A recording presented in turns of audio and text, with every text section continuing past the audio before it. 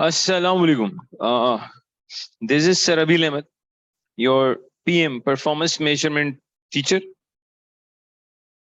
बेटे जो performance management है हमारे पास,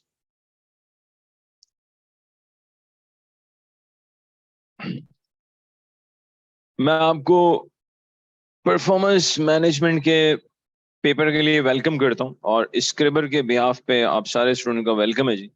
ये हमारी ओरिएंटेशन है जी सितंबर 2023 के बैच के लिए।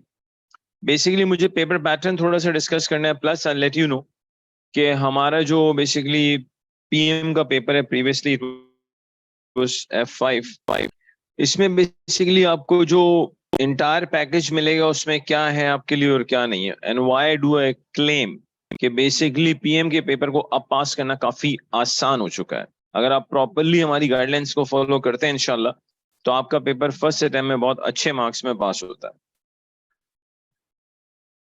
परफॉर्मेंस मैनेजमेंट की अगर हम बात करते हैं, measurement is a part of that syllabus. Previously हम इसे F5 कहते थे जी। मैं अगर क्विकली पेपर पैटर्न की बात करूं तो सेक्शन ए में आपके पास 15 मल्टीपल चॉइस क्वेश्चंस मिलेंगे, हर एक के 2 मार्क्स हैं, it means 30 marks.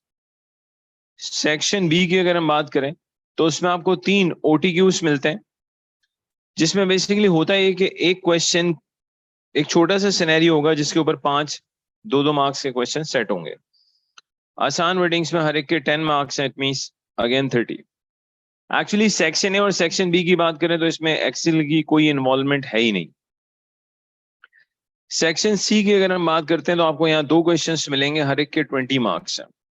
Section C की अगर हम बात करें तो बेसिकली सेक्शन सी में आपको एक्सेल की इन्वॉल्वमेंट मिलती है, लेकिन एक्सेल की इन्वॉल्वमेंट बहुत ही बेसिक है, जो कि अगर किसी बच्चे ने पहले काम नहीं भी किया इस पे तो hardly it takes I would say 1 our, उसको ऑटोमेटिकली इसके ऊपर बहुत अच्छी सी ग्रिप आ जाती है, कोई प्रॉब्लम नहीं होता। ठीक है जी।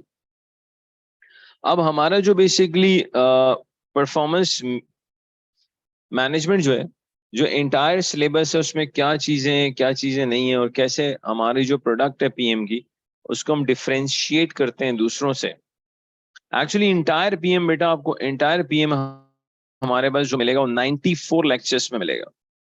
अब वो 94 लेक्चर्स को देख के आप शायद कह रहे होंगे यार that's a lot. Actually it's not a lot. Actually हमारा एक lecture on average 45 minutes long है। ये हमारा बहुत बड़ा एक आप कह लें एक हमारे पास पढ़ने का आपको एक कंपैटिटिव एडवांटेज मिल जाता है, एक एज मिल जाता है कि यार हमारे लेक्चर्स ना बहुत लॉन्ग नहीं है। Actually it is my personal experience कि जब कोई लेक्चर इवन 2 घंटे का होता है तो student they just lose their interest, वो फिर वो पॉज कर रहे होते हैं और नहीं देख रहे होते लेक्चर्स को। That is why I come up with a solution. The solution is कि लेक्चर का टाइम पीरियड बहुत ही मॉडरेट होना चाहिए, ना बहुत शॉर्ट होना चाहिए ना बहुत ज्यादा होना चाहिए। तो अब आप देख सकते हैं ऑन एवरेज अगर 45 मिनट्स हैं, 94 लेक्चर्स हैं, तो आपका बहुत ज्यादा टाइम लगेगा भी नहीं और आपका आराम सुकून से पीएम का पेपर बड़े आराम से हो जाता है। अच्छा, इस 94 लेक्चर्स के अंदर जो हमारा ज्यादातर फोकस है बेसिकली वो कैपलैन की किट के ऊपर है। तो किट जो बेसिकली मैं पर्सनली रेकमेंड कर रहा हूँ that is Kaplan. We used to recommend BBB as well, लेकिन of course according to the changes in the asking question pattern, level of difficulties in exam, उन चीजों को देखते हुए देन अब जो हमारा बहुत ज्यादा फोकस होता है कैपलैन की किट पे होता है।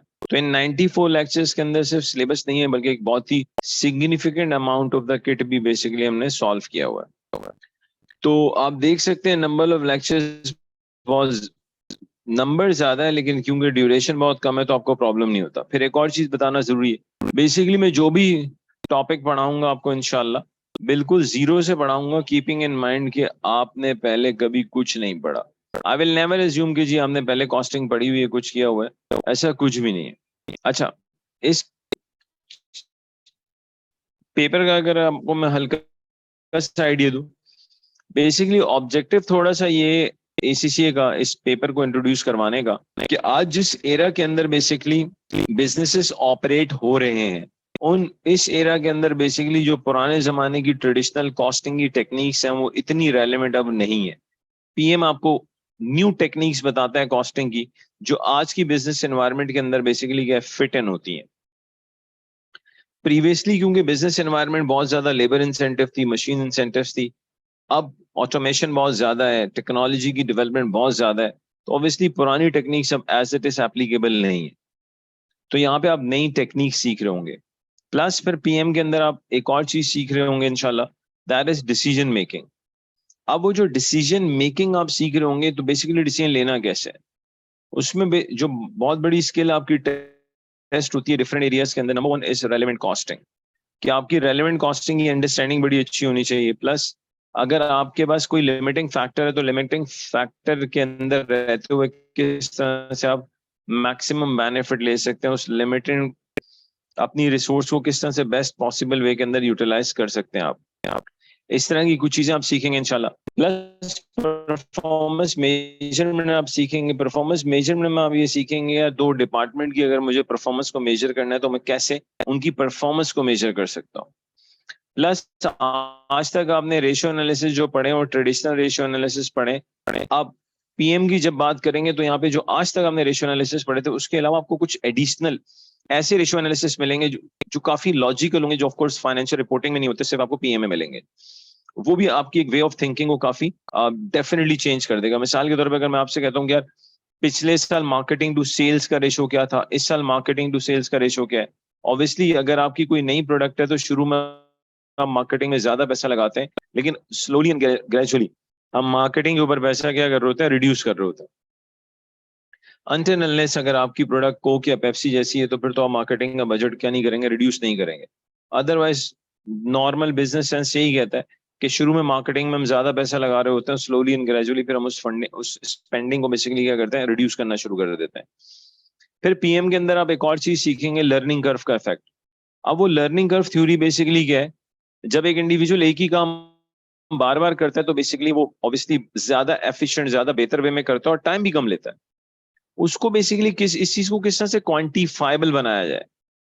It sounds really good in theory के यार एक ही काम जब हम बार बार करेंगे तो हम over the period of time efficient भी हो जाएंगे, कम वक्त में ज्यादा बेहतर काम करेंगे। लेकिन इसको क्वांटिफाइबल कैसे बनाए, तो वो लर्निंग कर्व आप बेसिकली सीखेंगे इंशाल्लाह पीएम के इस सिलेबस के अंदर। तो आई वुड से बहुत ही इंटरेस्टिंग सिलेबस है जी, इसमें कोई शक ही नहीं है पीएम का। क्योंकि डिसीजन मेकिंग जैसी चीजें, वो कॉस्टिंग जो आज की एक मॉडर्न बिजनेस एनवायरनमेंट के अंदर एप्लीकेबल है, वो सारी कॉस्टिंग टेक्निक्स आप सीख रहे होंगे। एनवायरमेंटल रिलेटेड आप कॉस्टिंग सीख रहे होंगे, प्लस परफॉर्मेंस मेजरमेंट आप सीख रहे होंगे। रेलेवेंट कॉस्टिंग के ऊपर हम बहुत डिटेल में बात कर रहे होंगे। लिमिटिंग फैक्टर पे बात कर रहे होंगे, एक से ज्यादा लिमिटिंग फैक्टर आ जाए, लीनियर प्रोग्रामिंग उस पर डिस्कशन हो रही होगी। काफी आई वुड से इंटरेस्टिंग पेपर है। और सीरियसली अगर आप सारे के सारे लेक्चर्स देख लेते हैं और सारी हमारी इंस्ट्रक्शंस को प्रॉपरली फॉलो करते हैं, तो to be very honest this paper will not disturb you. तो आज की इस स्मॉल ओरिएंटेशन का छोटा सा ऑब्जेक्टिव यही था कि थोड़ा सा पेपर पैटर्न बताना, प्लस अपनी प्रोडक्ट के बारे में बताना।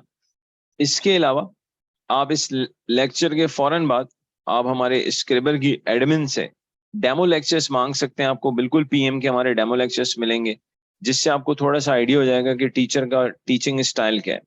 बस मैं इतना बता दूं यार, मैं बिल्कुल जीरो से इंशाल्लाह आपको पढ़ाऊंगा, कीपिंग इन माइंड कि आपके पास कोई प्रीवियस नॉलेज नहीं है, और इंशाल्लाह आप पढ़ेंगे तो आपको मजा आएगा। बट आई वुड रिक्वेस्ट कि आप इसके फौरन बाद अगर हमारे डेमो लेक्चर्स देख लें, तो after I think watching those demo lecture you will be in a better position to make the decision. So thank you very much जी, आपने टाइम निकाला हमारी इस स्मॉल सी ओरिएंटेशन देखने के लिए। Thanks a lot, thank you very much. अस्सलाम वालेकुम and have a nice life.